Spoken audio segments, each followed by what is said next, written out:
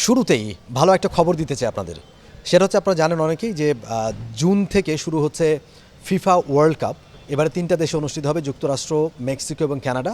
এই 3 দেশে হবে ফিফা বিশ্বকাপ এবং বিশ্বকাপের টিকিটের জন্য আসলে সবাই মুখিয়ে থাকেন। যারা খেলা দেখতে চান বা খেলা দেখতে আগ্রহী এরকম অনেকেই রয়েছেন যারা টিকিটের জন্য অপেক্ষায় থাকেন। সেই অপেক্ষার প্রহর শেষ হচ্ছে আগামীকাল থেকে, অর্থাৎ জানুয়ারির 18 তারিখ থেকেই কিন্তু বাফুফে অর্থাৎ বাংলাদেশ ফুটবল ফেডারেশন টিকিট বিক্রির কাজটা শুরু করবে এবং 18 থেকে 22 তারিখ এই সময়টা নির্ধারণ করা হয়েছে। এই সময়ের মধ্যে আসলে অ্যাপ্লিকেশন জমা নেওয়া হবে।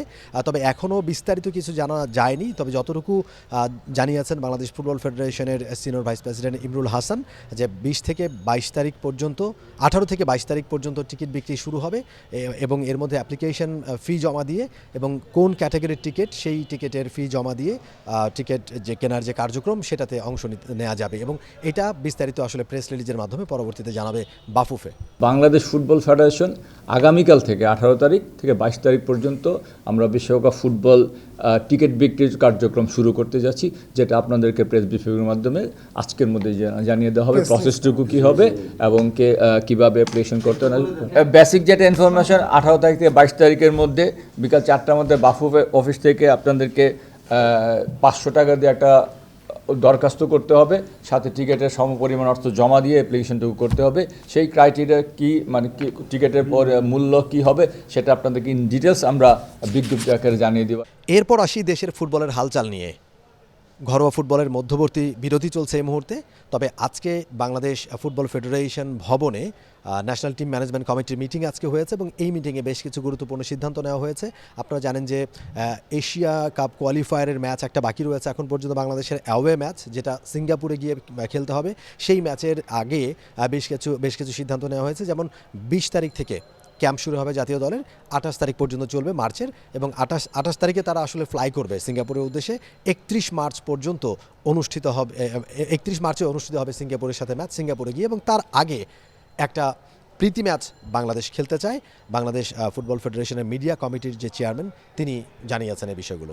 আগামী 20 মার্চ থেকে আমাদের ন্যাশনাল টিম ক্যাম্প আমাদের শুরু হবে 20 মার্চ, এবং আমরা 20 মার্চের ক্যাম্প শুরু করে 28 মার্চে আমরা সিঙ্গাপুরে যাব। আমরা 28 মার্চে সিঙ্গাপুরে যাব এবং সিঙ্গাপুরে যাওয়ার আগে আমাদের, আপনারা জানেন যে আগামী মার্চ মাসে 2026 FIFA window to FIFA tier 1 আন্তর্জাতিক ফুটবল ম্যাচ অনুষ্ঠিত হবে এবং সেখানে আমরা আজকে সর্বসম্মতিক্রমে আমরা একটা সিদ্ধান্ত নিয়েছি। দুটা দেশের সঙ্গে আমাদের আলাপ আলোচনা চলতেছে। বিশেষ করে সেই দুইটা দেশের মধ্যে একটি দেশ হচ্ছে আপনার কম্বোডিয়া আর একটা দেশ হচ্ছে আপনার ত্রিমোলেস্তে।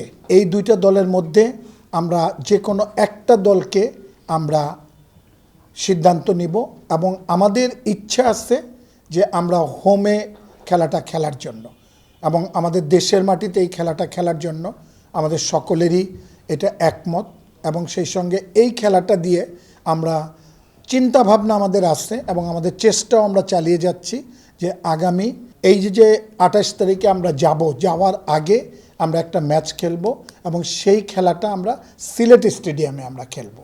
এবং এর মধ্যে গুরুত্বপূর্ণ একটা সিদ্ধান্ত বা গুরুত্বপূর্ণ একটা বিষয়বস্তু সবসময় পাশ কাটিয়েই যাচ্ছে, যেটা অলরেডি নতুন বছর শুরু হয়ে গেছে জানুয়ারি মাসের আজকে 17 তারিখ।